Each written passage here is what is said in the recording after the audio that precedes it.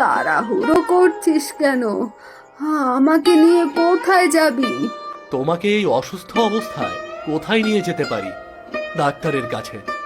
এখন তোমাকে গঞ্জের বড় ডাক্তারের কাছে নিয়ে যাব। গঞ্জে ডাক্তারের কাছে যাবি মানে? ও, ওখানে গেলে তো আহ, অনেক টাকা লাগবে। এত টাকা তুই কোথায় পাবি? ও নিয়ে তোমাকে চিন্তা করতে হবে না, টাকা পয়সার ব্যবস্থা করেছি। অরুণ, কাঠ কাটতে যাবি না?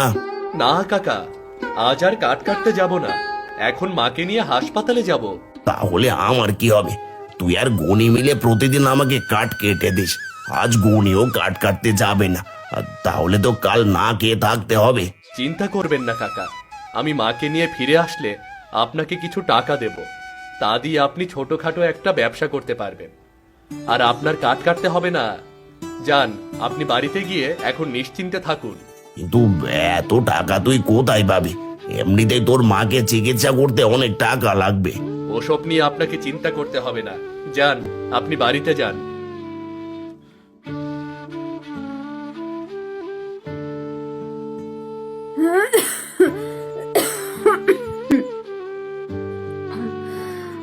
বাবা অরুণ, তুই সত্যি করে বলতো, এত টাকা কোথায় পেলি? মা, তোমাকে বলেছিলাম না আমার এক বন্ধু আছে, সেই আমাকে অনেক টাকা দিয়েছে। এখন আর আমাদের অভাব নেই।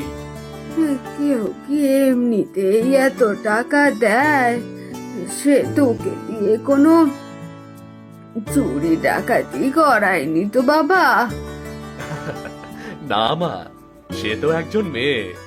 ইয়ে মানে তার মানে তার মানে তুই মেয়ে মানুষের সাথে বন্ধুত্ব করেছিস, আর ওই মেয়ের সাথেই রাতে দেখা করিস?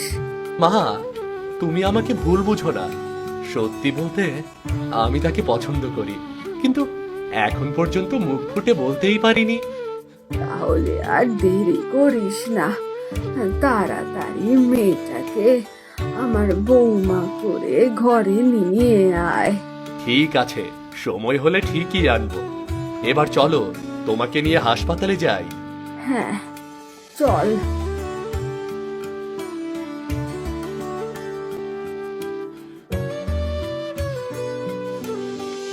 এভাবে অনেক দিন কেটে যায়। এর মধ্যে অরুণ আর মালিনীর সম্পর্ক ধীরে ধীরে ভালোবাসায় রূপ নেয়।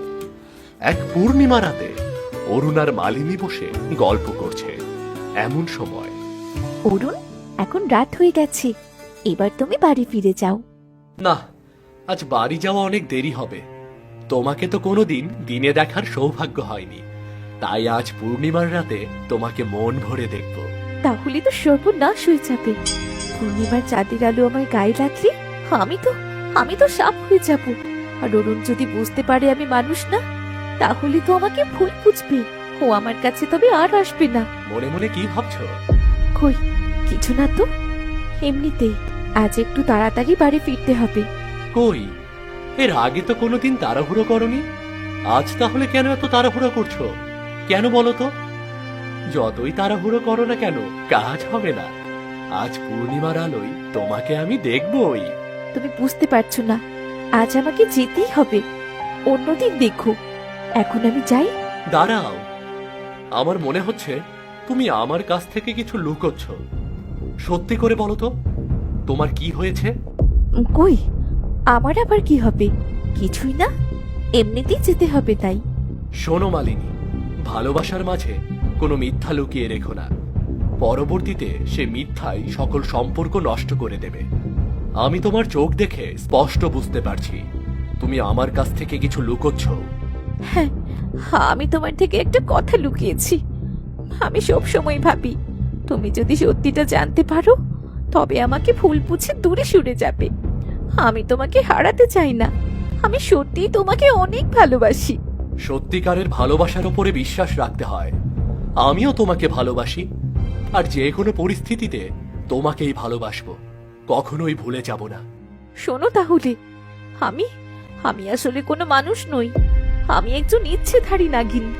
সারাদিন সাপের রূপ ধরে থাকতে হয় আমাকে, আর সূর্য অস্ত গেলে তবেই আমি মানুষের রূপ নিতে পারি। তোমাকে প্রথম দেখেই আমার খুব ভালো লেগেছিল, তাই সবসময় তোমার পাশে থাকতাম। আজ পূর্ণিমার রাত, পূর্ণিমার চাঁদের আলো আমার শরীরে পড়ার সঙ্গে সঙ্গে আমি সাপ হয়ে যাব। এত বড় সত্যি তুমি আমার কাছ থেকে লুকিয়ে রেখেছো? কি ভেবেছিলে আমি তোমায় ভুলে যাব? আমাকে ভুল বুঝো না অরুণ।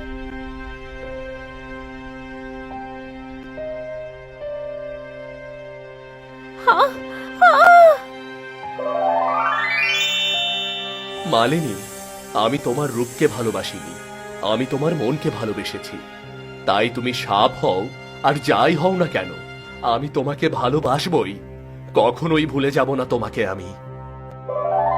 এ মানব, আমি তোমাদের প্রেমে মুগ্ধ। তোমরা প্রমাণ করেছো যে সবার উপরে ভালোবাসা, আর ভালোবাসার শক্তি দিয়ে সবকিছু জয় করা যায়। তাই আমি সর্পরাজ তোমাদের প্রেমের মাঝে কোনো বাধা রাখবো না।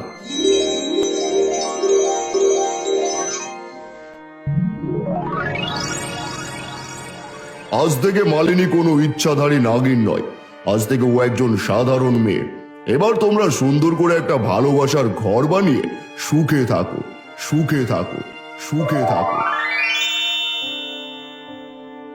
সর্পরাজ তাদের ভালোবাসায় খুশি হয়ে মালিনীকে চিরদিনের জন্য মানুষ বানিয়ে দেয়।